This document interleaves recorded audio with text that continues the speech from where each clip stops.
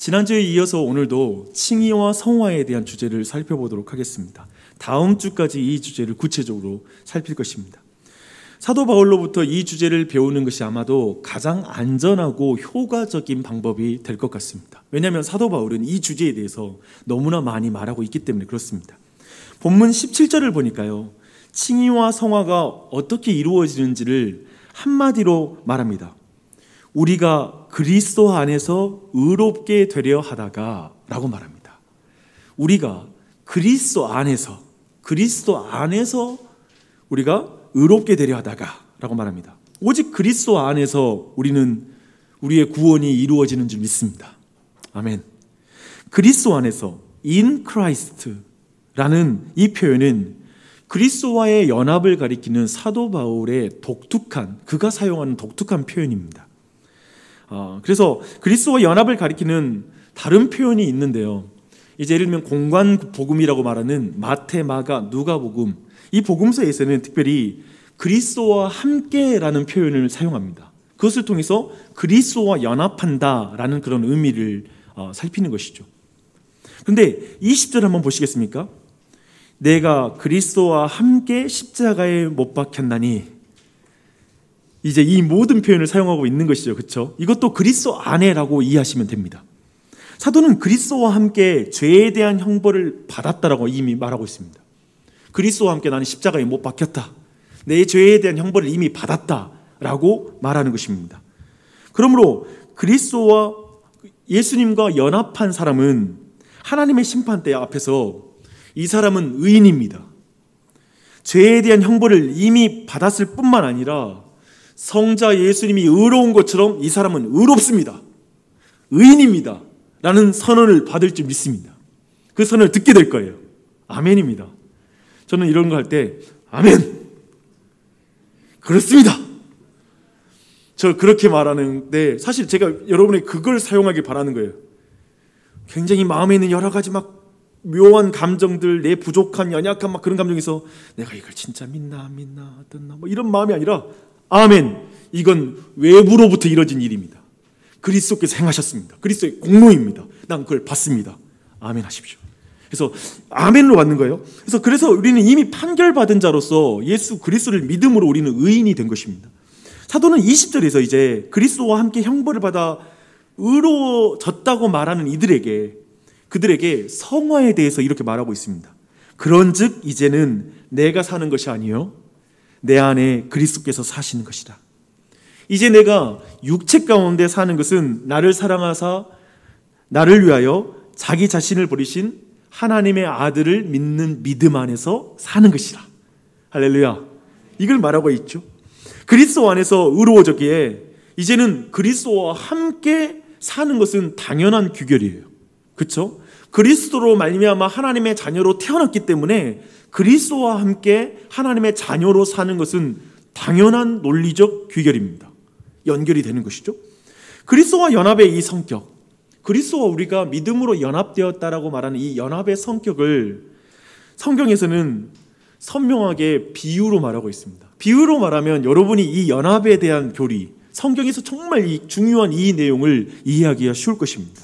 우선 성경은 머리와 몸으로 우리가 그리스도와 연합되어 있다라고 말하고 있습니다. 유기체죠. 예수님은 우리의 머리요, 교회는, 신자들은 그 몸이며 그리스도의 몸이며 지체라고 성경은 말하고 있습니다. 그래서 머리가 거룩한 것처럼, 머리이신 예수님이 거룩한 것처럼 몸인 교회도 거룩한 거예요. 머리는 거룩하고 몸은 부정한 걸 상상할 수 있으세요? 그건 한 몸이라고 부르는 게 아니에요. 이해되시죠? 그래서 우리는 거룩한 것입니다. 또한 머리이신 예수님 뜻 안에서 온 몸이, 온 지체가 순종하고 그리고 자라나가는 거, 이거 당연한 일 아니겠습니까? 성화죠. 머리 대신 예수님께 연결되어서 그분의 말씀대로 행하고 그 말씀을 먹고 자라가는 거, 이건 당연한 거예요. 이해되시죠? 그렇게 지금 성경은 표현하고 있습니다. 또한 성경은 포도나무와 가지의 접붙임을 통해서 그리스도와의 연합을 우리에게 설명해 주고 있습니다.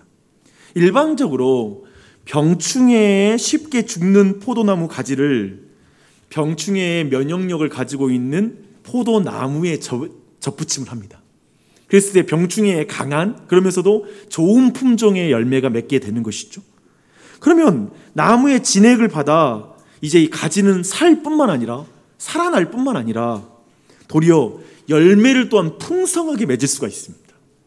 이렇게 우리를 예수님께 접붙여서 칭의를 얻고 성화를 통해 성령의 열매를 맺게 된다라는 것을 포도나무와 가지를 통해서 우리에게 비유로 알려주고 있습니다. 우리는 그리스도와 연합함으로 그리스도로부터 계속해서 생명을 공급받아요. 당연히 예수님의 형상과 성품에 참여하여 예수님을 본받는 자도 됩니다. 이건 당연한 것이죠. 생명을 받을 뿐만 아니라 그분을 닮아가는 것, 이것이 같이 일어나는 것이죠. 이 비유들의 지금 강조점은 뭐냐면 그리스도와의 연합이에요. 그리스도와 안에 거하는 거예요. 그리스도와 함께 살게 된다는 걸 강조하는 것입니다.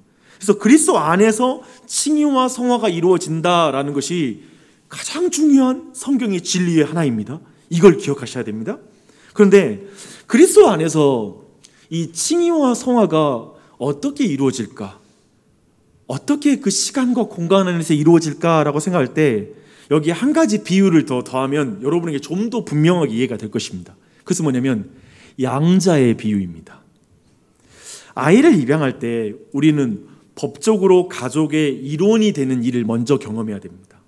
입양을 할 때 그래요. 법원에서 이제 이 아이는 당신의 가족입니다라고 법정에서 선언해 줄 때에 이제 그 아이는 정식적으로 제 아이가 됩니다. 그것이 칭의입니다. 하나님의 자녀가 된 것이죠. 의로워져서. 우리가 이제 예수님을 믿음으로 법적으로 하나님의 가족으로 받아들여지는 것, 그것을 우리는 칭의라고 부를 수 있습니다. 이제 주님의 의로움과 거룩함, 그리고 주님의 영광에 참여하는 후사가 되는 거예요. 자녀가 되는 거예요. 하나님의 자녀로 입양이 되는 것입니다. 근데 입양이 되는 아이의 이제 과거의 모든 신분은 다 지워집니다. 이제 주님과 연합함으로 말미암아 비천한 자가 존귀한 자가 됩니다.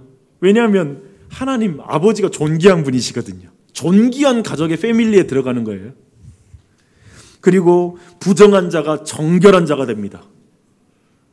그리고 빈곤한 자가 부유한 자가 됩니다. 왜냐하면 하나님의 자녀가 됐으므로. 그런데 법적으로 자녀가 되었는데 모든 아이의 습관과 성격이 바로 고쳐지는 게 아닙니다. 그 아이가 진짜 그 하나님의 가족이 되어서 하나님의 성품과 그 예수님의 만큼 자라간 데는 시간이 필요하고 공간이 필요합니다. 오늘날에 그 입양을 할 때에 그 신생아를 많은 사람들이 입양하는 걸 선호합니다. 왜 그런지 충분히 아시겠죠. 이미 연장아라고 부르는 좀 이제 2살 되고 3살 배기, 그리고 점점 나이가 들어갈수록 입양되는 게 굉장히 어렵습니다. 왜냐하면 아이가 입양 가정에 적응하는 기간이 굉장히 오래 걸리기 때문에 그렇습니다. 그리고 그것이 굉장히 어려워요. 입양 부모에게도 굉장히 어렵고 그 아이도 사실은 어렵죠. 새로운 환경에서 노출돼서 힘들어하니까요. 그러니까 어린 아이 때부터 입양하는 게 좋습니다. 그래서 일반적으로 그 가정에 적응할 때까지 기간이 그 아이가 그 성장한 시간의 배 이상으로 걸린다고 해요.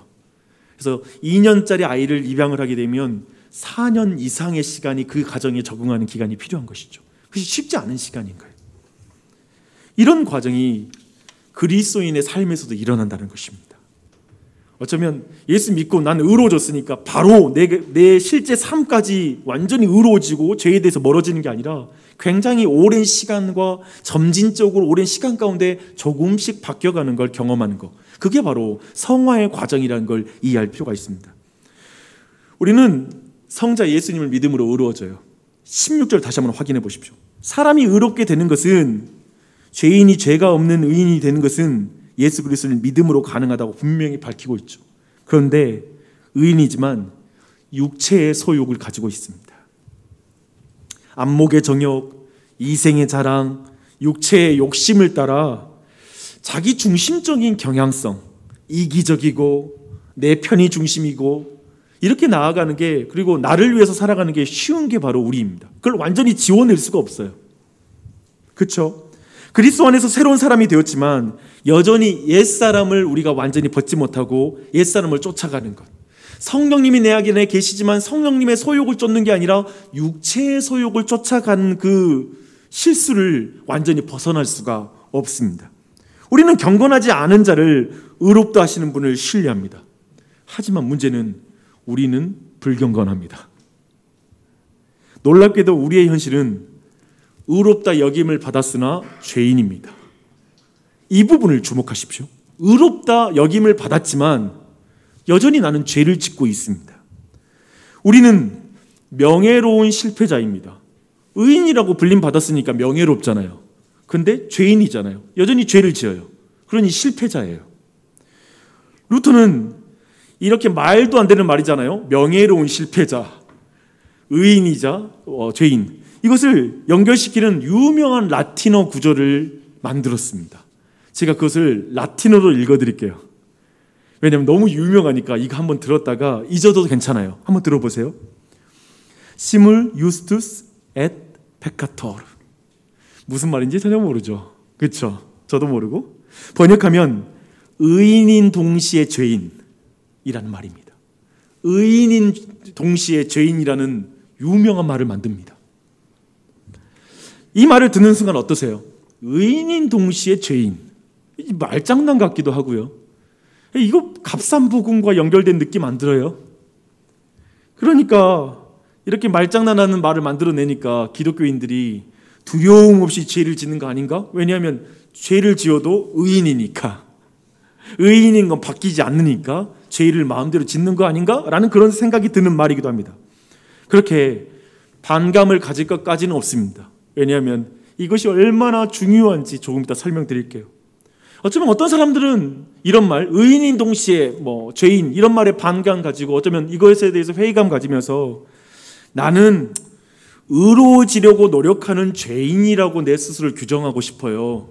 저는 의인인 죄인은 아니에요. 나는 그저 노력하는 구도자 정도? 어쩌면 좀 멋있고 정직한 표현처럼 느껴지시죠? 이 표현이. 나는 의로워지려고 노력하는 죄인이에요. 이것이 얼마나 성경으로부터 먼 이야기인지를 한번 살펴볼 거예요. 기가 막힌 반전이 있습니다. 한번 그 반전을 갈라디아서에서 한번 확인해 보도록 하겠습니다. 우리는 그 초기 기독교에서 가장 유명한 지도자를 두 사람 꼽으라면 누구를 꼽겠습니까? 주저하지 않고 베드로와 바울을 꼽을 거예요. 오늘 말씀 2장 7절에 보니까 그게 나와요. 바울은 무할례자에게 복음을 전함을 맡았고 베드로는 할례자에게 복음을 전함을 맡았다. 두 대표성을 갖고 있는 거예요. 그러니까 두 사람을 우리는 꼽을 수가 있을 거예요. 그런데 사도는 갈라디아 교회에서 베드로와 얽힌 한 가지 에피소드를 오늘 말씀에서 하고 있습니다. 근데 그 에피소드가 베드로 편에서는 평생 누구에게도 알려지지 않았으면 좋을 굉장히 수치스러운 어떤 실수와 관련된 기억을 지금 공개적으로 사도 바울이 갈라디아에게 주는 편지에다 그냥 까발려 버린 거예요. 이거 어떡하죠? 그죠? 굉장히 그래요. 그러고 있어요. 낯뜨거운 이야기예요. 베드로가 안디옥 교회를 방문했습니다. 안디옥 교회는 이방인 그리스도인이 히브리 그리스도인보다 다수를 차지하는 그 최초의 교회였어요. 원래 당시 초기에는 당연히 유대인 그리스도인이 많았겠죠. 근데 이 교회는 달라요. 이방인 그리스도인들이 더 많아요. 그래서 이곳에서 특별히 그리스도인들은 예수쟁이라는 별명을 받게 됩니다. 그리스도인이라는 그런 이름이 처음 칭해진 곳이 바로 안디옥 교회였습니다. 근데 이 교회에 베드로가 방문을 해요. 그리고 베드로는 이 교회에 방문하는 동안에 이방인 신자들과 함께 꾸준히 함께 식사를 했습니다. 밥을 함께 먹었어요. 식사를 함께 한다는 것은 예수님 안에서 우리는 모두 거룩한 한 형제야, 우리는 똑같은 한 형제야라는 걸 고백하고 서로 교제를 나누는 거예요. 그래서 식사는 굉장히 중요합니다. 하나님 백성이란 걸 인정하는 행동이거든요. 그런 의미에서 유대인들은 이방인과 함께 섞여서 식사를 안 했습니다. 그들이 유대인이 되기 전까지, 유대교로 들어오기 전까지는 함께 식사를 하지 않아요. 왜냐하면 한 식구라는 걸 인정하지 않는 거예요. 그런 의미에서는 지금 베드로는 그가 그리스도 안에서 이방인 그리스도인들이 나의 한 식구라는 걸 인정하면서 지금 함께 식사를 하는 것입니다. 그런데 어느 날에 일이 벌어졌습니다. 베드로는 예루살렘의 지도자였던 야고보로부터 보냄을 받은 유대인 신자들이 오자 갑자기 식사 자리를 물리고 거기서 나갑니다. 퇴장합니다. 위선을 행한 것입니다. 사실 이 야고보에게서 왔다라고 지금 표현하고 있는데요. 사도행전 15장에 야고보가 이방인에 대한 입장을 취하거든요. 근데 그 취하는 입장을 우리가 고려했을 때 이들은 야고보에게서 온 사람이기보다는 스스로 우리 야고보가 보내서 왔어요라고 자칭하는 그런 사람일 가능성이 더 큰 사람들이에요. 여튼 스스로 아무튼 바울은 이 베드로의 행동을 분명하게 규정합니다. 그 행동 뭐냐면 복음의 진리를 따라 바르게 행한 것이 아니다라는 거예요. 그러니까 복음의 진리를 분명히 어긴 거라는 거예요. 진리를 따르지 않는 행동이라는 걸 분명하게 말하고 있습니다. 바울 사도는 베드로에게 그래서 이렇게 말합니다. 당신은 방금 전에 예루살렘에서 온 사람들이 오기 전까지 이방인처럼 살더니 이제는 예루살렘에서 온 사람들에게 좋은 인상을 주려고 이방인에게 유대인이 되라고 강요하는 거 아닙니까 지금? 그런 행동하는 거 아니에요? 이렇게 말합니다. 바울이 보기에 베드로의 행동은 복음이 가져온 변화를 완전히 깨뜨리는 행동이었습니다. 교회를 깨뜨리는 행동이었어요. 교회를 그냥 나눠버리는 행동이었어요. 이방인 그리스도인들을 2급 신자로 만들고 저 유대에서 온 히브리 그리스도인들은 1급 신자로 나눠서 그걸 구별해버리는, 같이 식사도 할 수 없는 관계로 만드는 행동이었어요. 베드로는 생각해 보십시오. 당대에 유대인이 되기 전에 함께 식사해서는 안 된다. 유대인이 되기 전에 그리스도인은 아직 함께 식사할 정도로 거룩한 것은 아니다. 그래서 함께 가족이라고 말하기는 좀 어렵다라고 말하는 사람들의 손을 들어준 거예요. 그렇죠? 그 사람들 더 의식하는 거예요.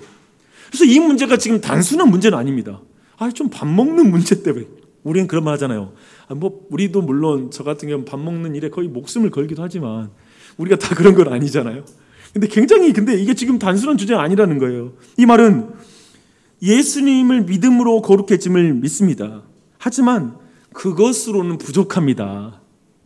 유대인의 음식법, 안식일, 할례를 받아야 우리와 함께 식사할 수 있는 자격이 부여되는 것입니다. 그만큼 거룩해지는 거예요. 그게 진짜 하나님 백성이 되는 거예요. 라는 이런 말에 지금 베드로가 동조하는 행동이 돼버린 거예요.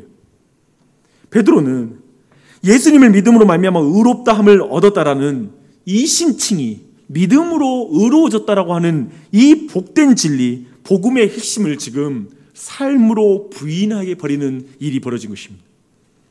베드로의 행위는 이방인과 유대인이 그리스도 안에서 전혀 차이가 없다, 모두 똑같이 하나님 앞에 의롭고 하나님의 자녀다라고 하는 것을 부인한 거예요.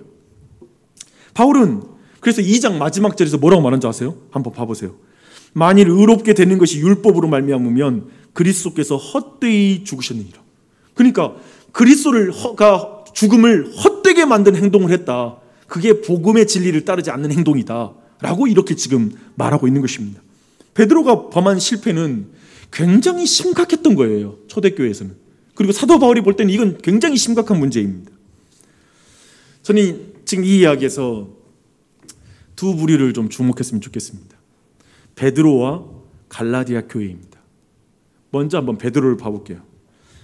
베드로가 누굽니까 사실? 베드로는 사실 이방인의 선교에 물꼬를 튼 사람이기도 했거든요. 우리가 잘 아는 것처럼 베드로는 수제자다라고 불리기도 하고, 아까 말한 것처럼 유대인 그리스도인들, 즉 유대인들을 위한 복음을 전하는 자의 대표이기도 하죠. 그렇죠? 굉장히 중요한 인물이에요. 그러면 그는 동시에 이방인들에게 복음이 전한 일에 물꼬를 튼 사람이기도 합니다. 사도행전 10장에 보면 우리가 잘 아는 이방인 백부장 고넬료에게와 얽힌 베드로의 이야기가 나옵니다. 그때 보니까요, 베드로가 환상 속에서 하나님하고 밀당하는 것으로 이야기가 시작합니다. 하나님이 큰 보자기에 부정한 짐승들을 담아가지고 베드로에게 와서 펴서 보여줍니다. 그러면서 그 짐승들을 잡아먹으라 라고 말하니까 베드로가 뭐라 그러죠? 유대인으로서 나는 이런 걸 먹지 않겠습니다 라고 말합니다. 이 일을 3번이나 행했다라고 성경은 말하고 있습니다. 마지막에 하나님이 그래서 말하죠. 하나님이 깨끗하게 한 것을 네가 속되다고 말하지 말아라, 더럽다고 말하지 마 라고 하나님께 직접적으로 말씀을 듣습니다. 베드로는 이 환상의 인도함을 받아 고넬료의 집에 가서 복음을 전합니다. 그리고 그 온 집안이 예수님을 믿고 성령을 받는 것을 보고 깜짝 놀라죠. 그리고 세례를 줍니다. 베드로는 그리고 그들과 함께 식사를 합니다. 베드로가 거기서 분명히 확인한 건 이거였어요. 오직 예수 그리스도의 이름을 믿음으로 죄 사함을 받는다. 의인이 된다. 이 사실을 분명하게 확인한 거예요. 오직 예수님을 믿음으로만. 그 안에서 이방인과 유대인이 차이가 없다라는 걸 분명히 확인하고 그 일에 가장 먼저 쓰임받은 사람이었던 것입니다. 베드로는 분명히 하나님이 사람의 외모를 보지 않는다라는 걸 분명히 그때 경험한 거예요. 인종과 그런 학벌과 모든 차이를 보지 않는다는 걸 분명히 경험했어요. 예수님 안에서 모두가 의인인 것을 알았습니다. 그런데 여기서 왜 이런 실수를 하는 것일까요? 이걸 보자고요. 그런 베드로가 어떻게 지금 이 순간 갈라디아 지금 안디옥 교회에서 어떻게 이럴 수가 있는 거죠? 어떻게 이런 실수를 범할 수가 있는 거죠? 그리고 아까 봤던 사도행전 10장 이어서 11장에 보면 이제 이 일이 예루살렘에 보고가 되거든요. 그 고넬료 가정의 이야기가. 그때 할례자들이 비난합니다. 내가 어떻게 무할례자들의 집에 들어가 함께 먹을 수 있느냐? 그때 한번 이런 일을 경험했어요. 한 번 고소를 당했을 때 베드로는 이 힐난에 대해서 자신이 경험한 것, 성령님께서 이 모든 일을 증명하셨다라고 말하면서 그들의 모든 힐난을 파하고 이방인의 선교에 물꼬를 튼 거예요. 그런데 베드로가 어떻게 안디옥 교회에서 이 실수를 왜 또 범할 수 있는 거죠? 이게 질문인 거예요. 갈라디아서는 그 이유를 이렇게 말해주고 있습니다. 궁금하죠? 베드로가 할례자들을 두려워하여 떠나 물러가매 라고 말하고 있습니다. 뭐가 그렇게 두려운 것일까요? 갈라디아서 1장 10절이 우회적으로 바울의 입을 통해서 베드로가 뭘 두려워하는지 우리가 얼핏 짐작할 수 있는 말씀을 줍니다. 이렇게 말합니다. 바울은 이렇게 말해요. 내가 사람들에게 좋게 하랴? 하나님께 좋게 하랴? 사람들에게 기쁨을 구하랴? 내가 지금까지 사람들의 기쁨을 구하였다면 그리스도의 종이 아니니라 라고 이렇게 말하죠. 베드로는 분명히 사람을 두려워했습니다. 성경 분명히 말하죠. 사람을 두려워했어요. 그들의 평가, 그들의 오해, 그들을 통해서 이제 또다시 베드로가 이방인들과 식사를 하고 있었어라는 소문이 나는 걸 두려워하는 거예요. 거기서 어떤 나타날 수 있는 갈등을 피하고 싶은 거예요. 뭔지 모르지만 그 마음에 두려움이 또 있는 거예요. 베드로는 분명 그가 하는 행동이 어떤 의미를 포함하는지 깊이 생각하지는 않았을 것 같아요. 저는 베드로가 예수님의 십자가를 무효화시켜야 되겠어 라고 이 행동을 했다고 생각하지 않아요. 절대 그럴 수 없죠. 분명한 것은 베드로는 사람이 두려워서 복음의 진리를 부인하는 행동을 했다는 것입니다. 그건 사실입니다. 공교롭게도 과거에 베드로는 3번에 거쳐서 환상 속에서 주님이 정당하다고 말했던 것을 또 여기에서 부인합니다. 예수님 3번 부인할 때에도 여종의 말 듣고 예수님 3번 부인하잖아요. 근데 또 이 3번이 베드로한테는 굉장히 많아요. 여기서도 3번이나 내가 속되단 걸, 내가 거룩하게 한 걸로 속되다고 하지 마 라고 하신 이 말씀 드리면서 3번이나 그 환상 봤는데 여기에서 또 그 동일한 실수 가운데 들어가는 거예요. 베드로가 믿음으로 의로워진 사도인 것을 누가 부인하겠습니까? 우리가 베드로가 천국에 들어가지 못할 거예요 라고 생각할 사람이 어디 있겠어요? 그럴 수 없죠. 그리고 그처럼 그리스도에 대한 많은 지식과 경험을 가진 사람은 어디 있겠어요? 그 용서의 그 깊은 용서를 경험한 사람이 어디 있겠어요? 그 죄책감으로부터 노임받은 사람이 어디 있겠어요? 베드로는 정말 모든 경험을 가지고 있죠. 그런데 그가 지금 안디옥 교회에서 이 실수를 하는 거예요. 여전히 그가 죄인인 것이 드러나는 거예요. 정말 행함으로 의로워질 사람이 아무도 없다는 것을 깊이 확인하게 되지 않습니까? 베드로가 이런데 누가 행함으로, 율법을 행함으로 의로워질 수 있을까? 그것이 불가능하다는 걸 오늘 안에 베드로를 통해서 우리는 확인할 수가 있습니다. 놀랍게도 베드로 곁에 있는 유대인들과 바나바까지도 외식에 동참했다고 말합니다. 와, 엄청난 것이죠. 이 장면을 보는데 제 안에 이런 마음이 들어요. 아, 사람 참 바뀌지 않는구나. 그러니까 의인인 동시에 죄인이다. 이해가 돼요. 지금 이 베드로가 그러잖아요. 의인인 동시에 죄인이다. 사람이 바뀌잖아요. 사람을 두려워하는 것은 예수님 믿기 전이나 후나 똑같은 것 같아요. 베드로가 옛날에 그 여인들, 그 여종에게 두려워했던 그 사람에 대한 두려움, 막 그런 거에 대한 두려움이 여전히 예수 믿고 나서도, 성령 받고 나서도 두려운 거예요. 우리 중에 누가 지식에 있어서 복음의 진리를 부인할 사람이 여기 있겠습니까? 여기 그런 분 계세요? 난 예수님의 십자가를 무효화할 거야. 난 그걸 부정하겠어. 이 중에는 아무도 우리는 그럴 사람이 없습니다. 하지만 사람들에게 기쁨을 구하고 또 사람들의 평가가 두려워함으로 복음의 진리를 삶으로 부인하는 사람은 있을 수 있어요. 나도 모르게 그냥 겁나서 얼핏 피하면서 내가 그 복음을 부인할 수는 있다는 것입니다. 여러분, 의로운 동시에 죄인이라는 말이, 이 표현이 말장난처럼 보이십니까? 아니요. 여러분이 진짜 신자의 길을 걸으면 의인인 동시에 죄인이란 말이 와닿아요. 뼈로 정말 내 자신이 절절하게 느끼게 돼요. 베드로의 자리에서 우리는 그것을 분명하게 느끼게 될 것입니다. 이것을 우리 첫 번째 한번 확인하고 싶은 첫 번째 부분이에요. 이제 두 번째 보고 싶은데요. 위에서 언급했지만 바울이 당대의 최고의 지도자인 베드로를 까는 것은 여러모로 어려운 일이에요.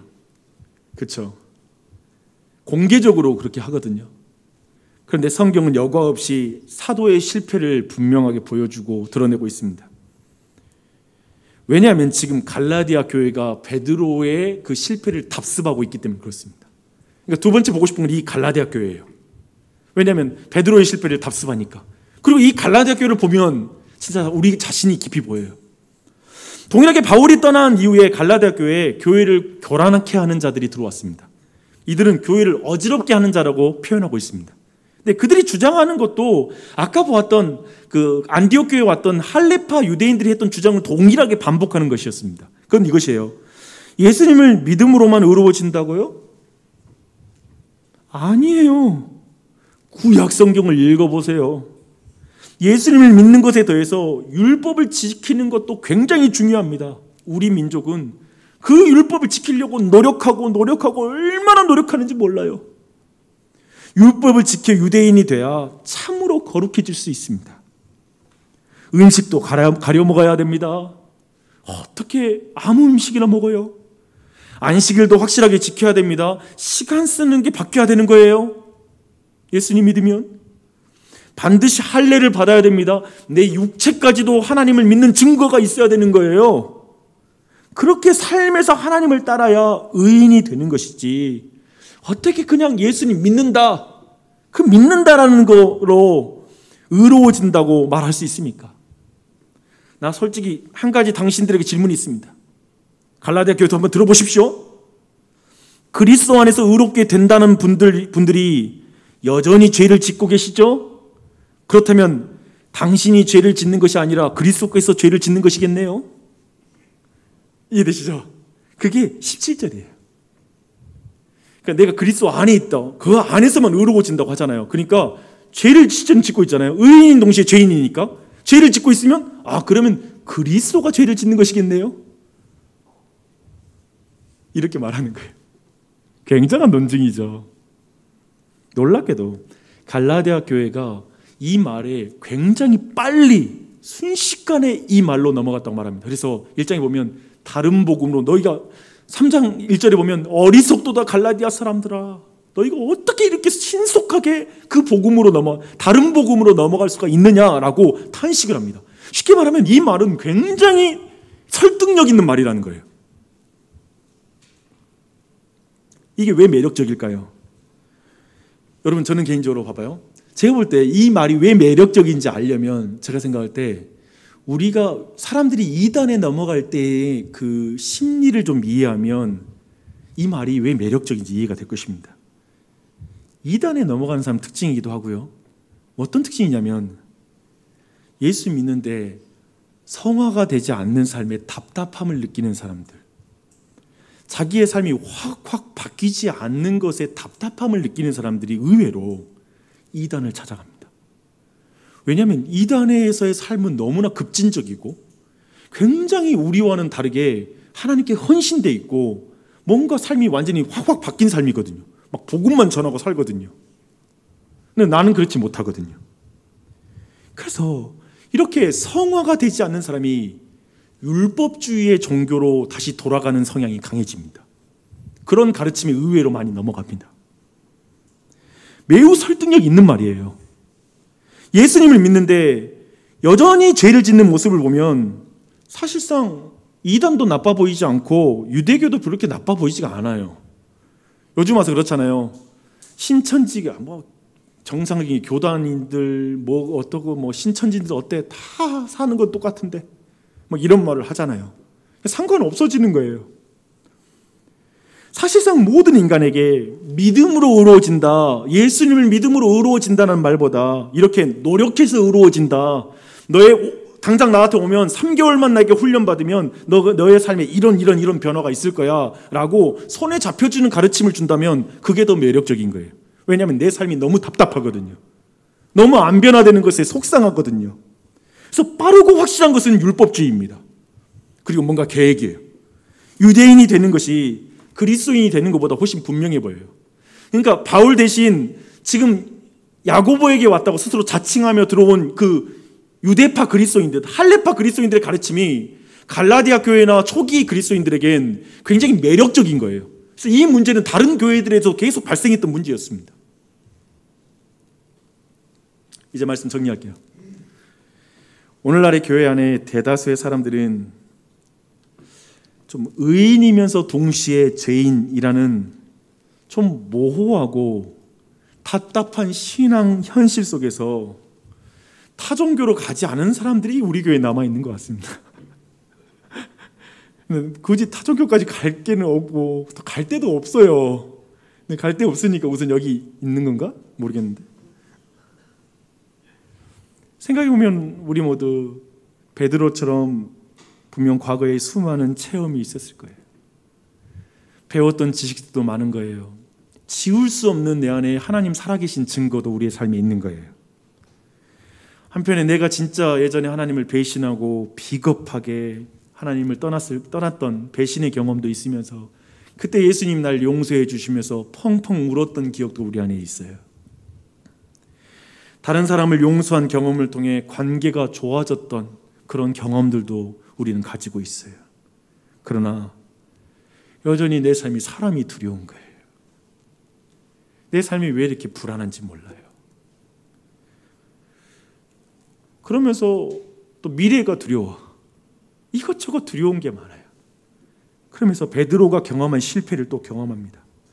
사람이 두려워서 비겁해질 때도 있고 또 뭔 문제가 두려워서 도망칠 때도 있습니다.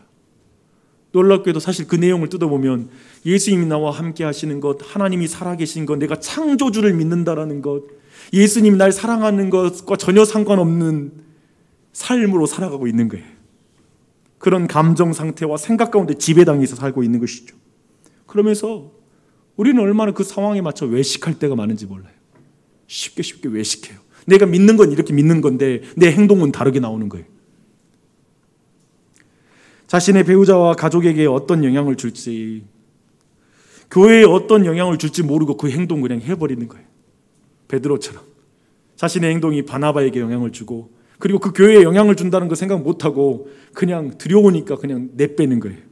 아버지가 내빼고 엄마가 내빼고 막 다 내빼는 거예요. 신앙에서 복음과 상관없이 행동을 하게 되는 거예요. 그렇게 해고하고 나면 어때요? 그리스도인으로서 여러분들은 죄책감이 이루 말할 수가 없어요. 난 여기에서 그 베드로가 어땠을지 생각해봐요.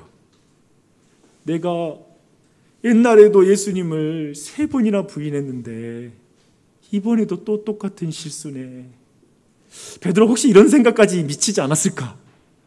자기의 행동을 보면서 세월이 가도 내가 바뀐 것이 하나도 없다라는 걸 깨닫게 되는 거예요. 성화가 참 힘든 게 뭐냐면 분명히 내가 예수님 만나고 은혜는 있는데 도대체 내가 바뀐 게 뭐가 있을까?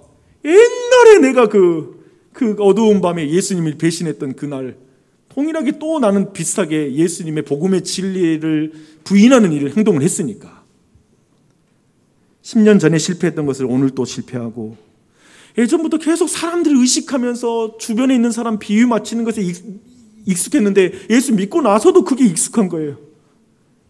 또 그것을 떨치는 게 어려운 거예요. 옛날에도 내가 지금 돈 때문에 그렇게 염려했는데 예수 믿고 났는데도 그 문제는 내 안에 해결이 안 되는 거예요. 미래에 대한 두려움과 염려는 여전히 계속되고 있어요. 틀린 것을 알면서도 절제가 잘 안 되는 거예요. 어떻게 할지를 모르겠는 거예요. 의인이면서 동시에 죄인이다라고 말하는데 사실 요즘 나는 의인인지는 모르겠고 그냥 죄인인 것 같기만 한 거예요. 그러니까 내가 의인이라는 그 명예로움에 대해서 느껴지지 않는 거예요. 명예롭지가 않은 거예요. 감격이 사라진 거예요. 그래서 차라리 율법적인 종교 시스템으로 가버릴까?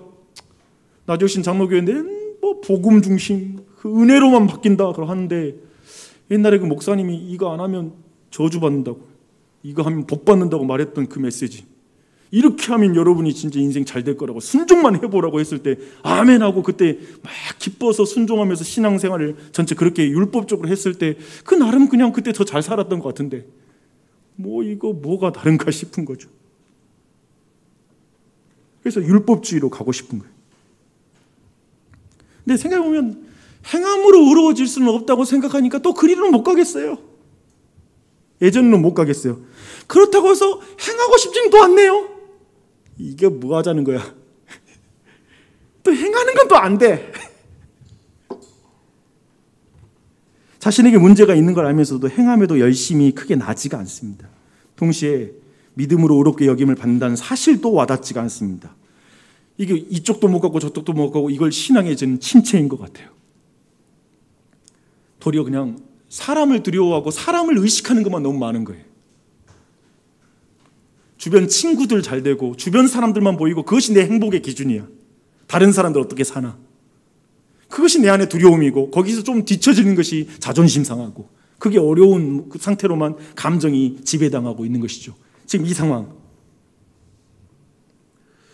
그러니까 저는 이거 보니까 오늘 말씀이 두 가지 측면에서 우리에게 적용될 수 있다는 생각이 들더라고요. 첫 번째, 우리 자신입니다. 전 두 가지 신앙이 있는 것 같아요. 그리스도 외에 다른 것이 더 중요한 신앙과 그리스도 외에 다른 것이 덜 중요한 신앙.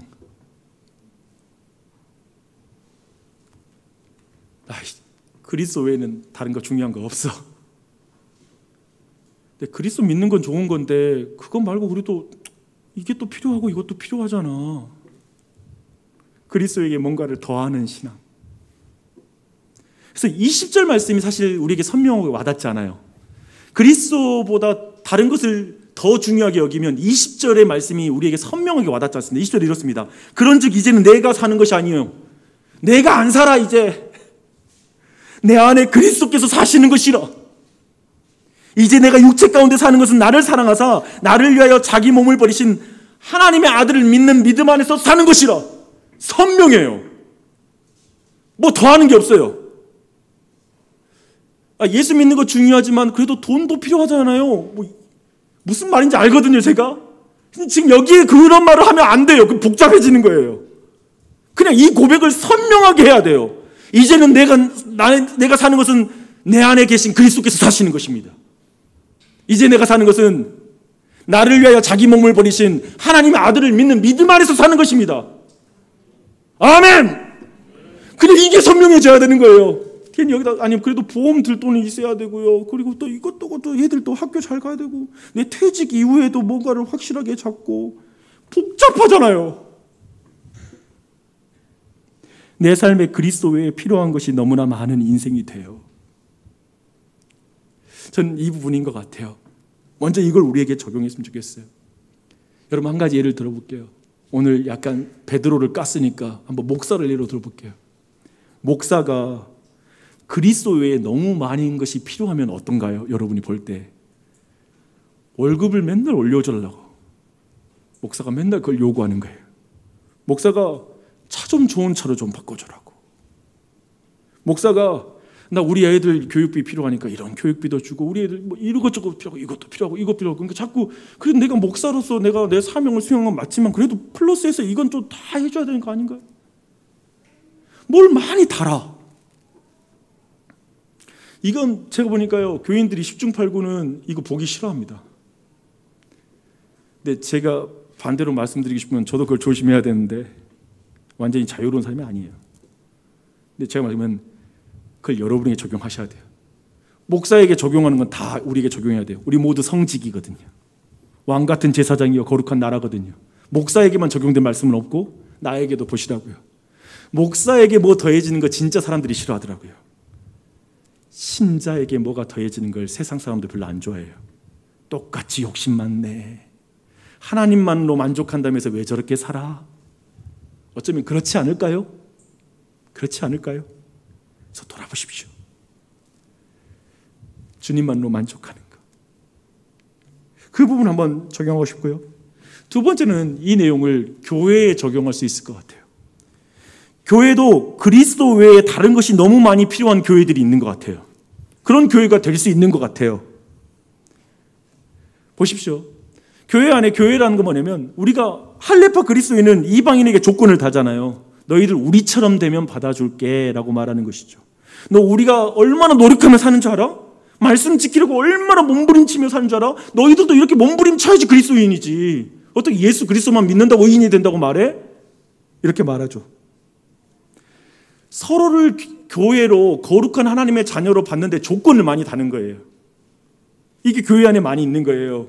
복음에 그리스도에게 받아들이는 것 외에 너무 많은 걸 서로에게 요구하는 거예요. 그래서 저 사람이 좀 내 기질에 맞췄으면 좋겠고 내 의견에 동의해야지 가까이 어울리고 교회 안에서도 함께 어울리고 교제하는 것을 보면 조건을 많이 다는 거예요. 그래야지 나랑 교제할 수 있는 사람인 것처럼. 그렇지 않다라는 것이죠. 똑같이 그리스도 안에서 의로운 사람이야. 그 사실이 어쩌면 좀 뭔가 부족한 사람 볼지라도 아니 저 부족함과 없이 저 사람은 의인인 동시에 죄인이기 때문에 그가 그리스도의 사랑을 받고 있기 때문에 난 존중해야 돼. 사랑해야 돼. 이것이지 그 사람이 뒤에 죄인으로서 어떤 실수를 범하는 것 때문에 나랑 어울리기 합당하지 않아. 나는 그 사람하고 나는 우리 교회 사람이라고 생각 안 해. 이렇게 말할 수가 없다는 것이죠.